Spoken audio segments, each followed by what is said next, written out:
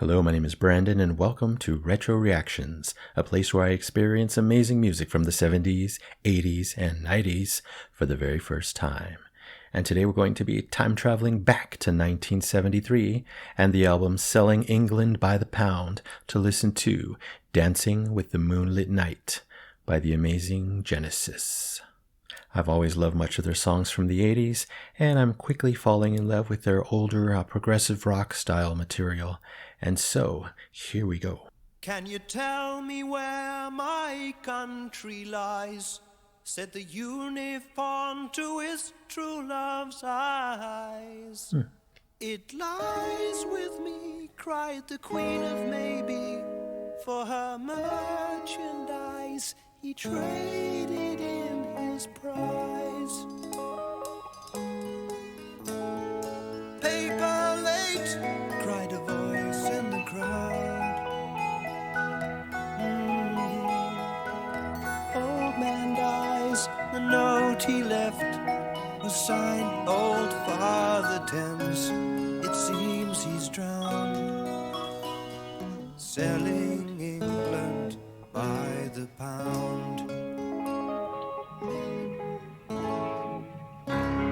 Citizens of hope and glory, time goes by. It's the time of your life. Easy now, sit you down, chewing through your wimpy dreams. They eat without a sound. Great piano. Digesting England by the pound.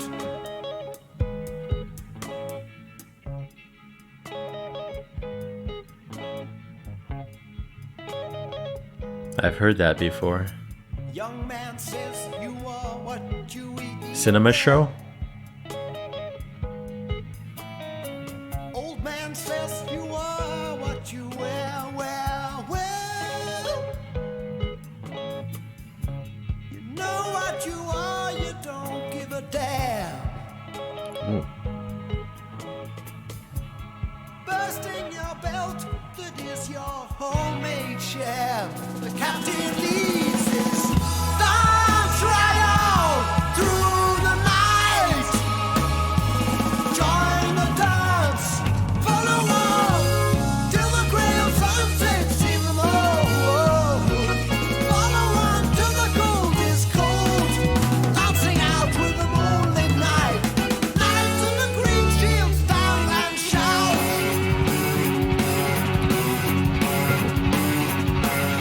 Wow. That was a turn.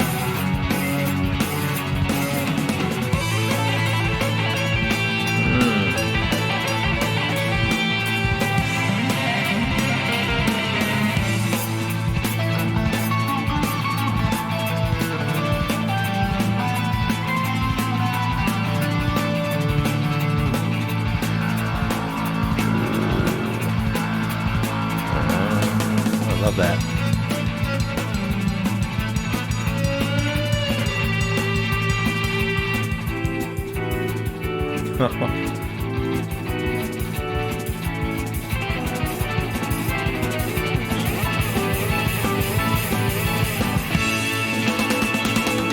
Wow.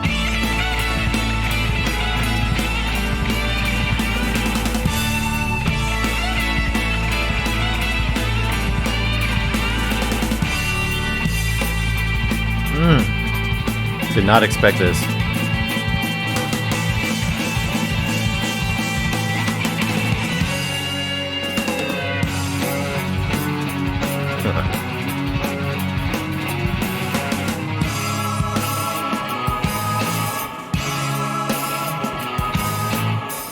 There's a fat old lady outside the saloon.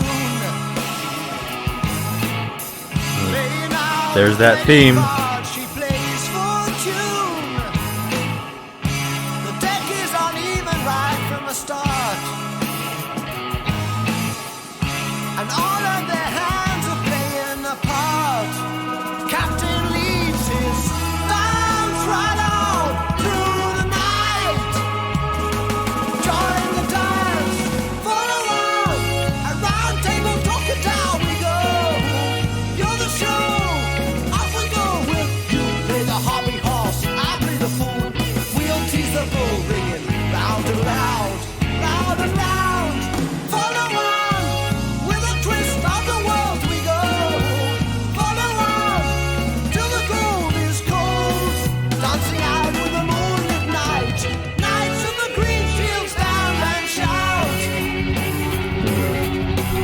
go again.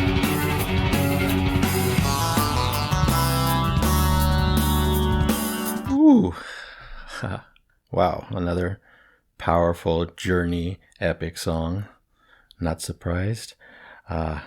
Geez, and we're already 5 minutes. It's crazy how these songs are long yet go by so quick. That just has to prove how brilliant they are. Peter Gabriel's vocals are really standing out here.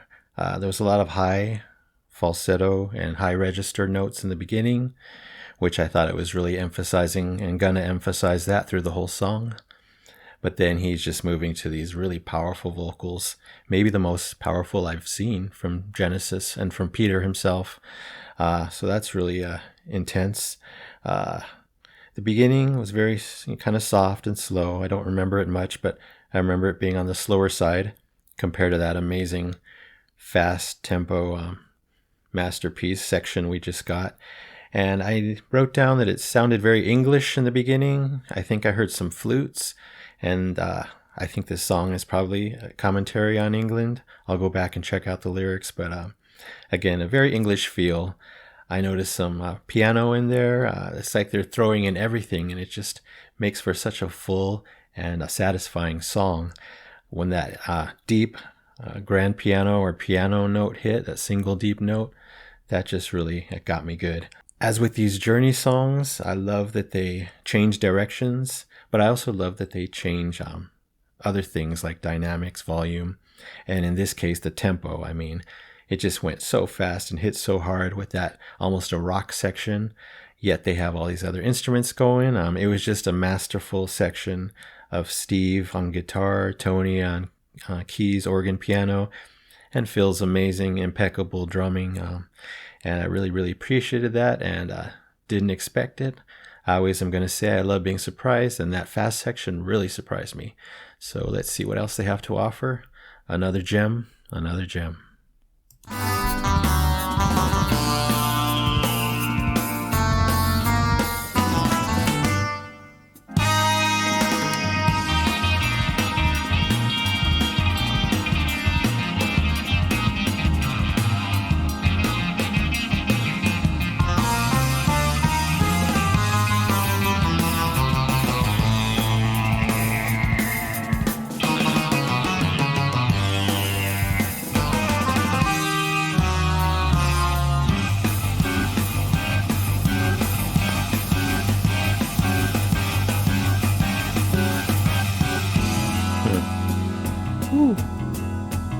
Head spinning music.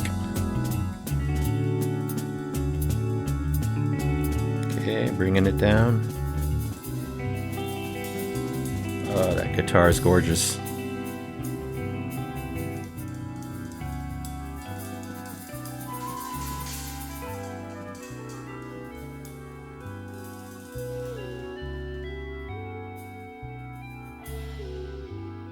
Again, they can make you change your mood instantly. Soft, quiet, pristine.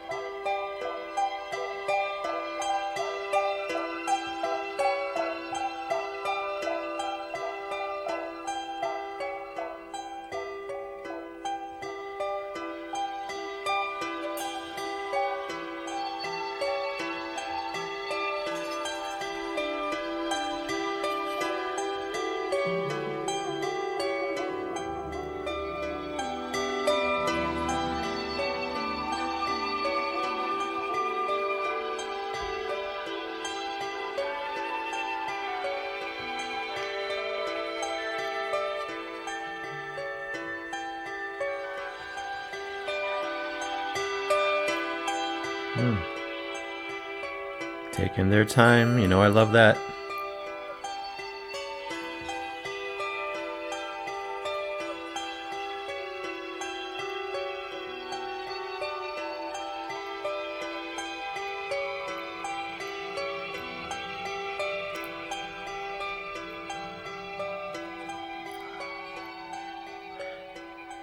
So dreamlike.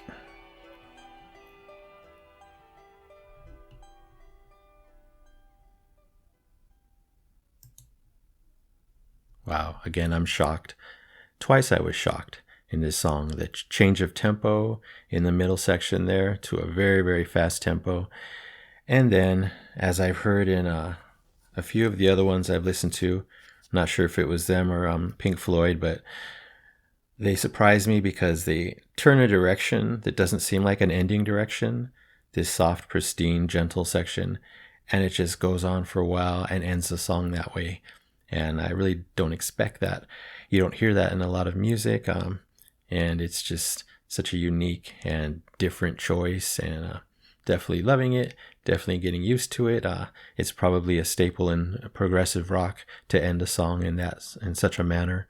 So, wow, very great song. You know, with these songs / masterpieces, there's so much going on. You know what I'm talking about. It's so rich, so full of instruments, so full of ideas, more than a typical, say, pop song. And therefore, it's so hard to digest it all on first listen because there's just so much for your brain to take in. And it takes hearing these multiple times, I'm sure, to get the feel and the passion and the full feeling of the, entire song. Like I hear this 8-minute song, there's just so much that you can't remember it all. So that's why it's actually nice in editing when I hear it multiple times because of the way I edit, that I get more familiar with it. And that's a good way to get used to it. And then on my own, I'll be hearing them, in bed, in the car, and I'll be able to experience it already being familiar with the song at that point. So that's very exciting. Just the fact that the editing lets me get more familiar with the song, since like right now I've heard it once and a lot of it I just can't remember because it's so much. It's like an overload. And that's what I love about Genesis and other bands that I'm hearing. But especially in this one, it's such an interesting mix and combination of masterful instruments. Well, masterful instrument playing. But I mean, I did a little research and I know that this one had a piano. It had synthesizers. It had an organ. It had at least 2 great guitars. Phil's amazing drums. Peter's amazing vocals in 2 styles, the high soft and the really loud, powerful voice, which again, I think is the most prominent I've ever heard him in this song. So all of that just makes for a perfect song, and that's why they are masterpieces. That's why they are perfect, and that's why they are timeless, and that's why you all love Genesis, the ones who watch these videos for Genesis. And it makes total sense. The explanation is right there in the music, in the talent, in the arrangement, in the presentation of these songs. So definitely appreciate it. And I'm going to check out the lyrics now. I'll be right back. So on first read, it seems to be talking about, the people of the time, I guess, in England, and their relationship with either the government or with society as a whole. I see elements of, inequality, oppression, maybe conflict. It's just really talking about the situation at the time, in the 70s, I suppose, in England. And as always, lots of metaphors and metaphorical lyrics, which makes it even more interesting and leaves it open for interpretation, which is something I love within lyrics. I love straightforward lyrics that drive a point really clearly, like specific love songs, specific sad songs even about, death, loss. But this kind of a vague song, a commentary type song, is also very interesting to me, and I appreciate it for sure. I'll have to check out who's their main lyricist. I'm assuming Peter was one, if not the main one. But again, I've yet to research that. I'm trying to learn a lot about Pink Floyd at the same time, so now I want to learn more than I already know about Genesis. Anyway, great song. Very, very interesting. And I think the music here, the instruments and the playing and the combination of everything is what shines here, and definitely makes it one of my favorite Genesis. I think everything I hear is going to be one of my favorites because they make such high quality music. It's in their own category, and it's timeless, like I said. Just one more thing, the fact that you can be taken different places in 8 minutes. I remember the song starting off soft with great gentle, relaxing elements, elements of flute, kind of reminded me of England or a European feel. And then minutes later, I'm, rocking my head. It almost feels like you're in a rock song in a different decade, a different era, and they're really getting to you. And then back to this pristine, gentle, soft, floating in the clouds feel in that last section, which was drawn out. And I definitely love that. So just the fact that a song, whether it's 8 minutes or more or less, can do that is so special and tells you how great of an art music is. Anyway, for now, I'm going to rate this wonderful song a 5 golden records. Keep in mind that for me, 5 records is like the top award you can get. A status, cream of the crop, 10 out of 10 if you want to put it that way. And of course, the Epic Record Award is just for something that's so beyond and affected me so beyond on first listen. But I definitely love this top tier song. And so looking forward to hearing it in editing a few times, getting used to it in general, and just adding it to a long list of other ones that I'm going to discover and learn based on your suggestions and my research. So really, really excited for this journey and very happy with what I've encountered so far. So that's it for today. Thanks so much for watching. Don't forget to subscribe, like, and comment down below if you wish to chat or just see my future Genesis and other masterpiece reactions. I really, really appreciate your support in whatever way you can give it. And just watching is a gift enough to me. So thank you so much again. You stay safe, take care, stay warm if it's cold, stay hydrated, as people say, and always remember to let peace, calm, and light into your day and night. So I will see you next time in the past.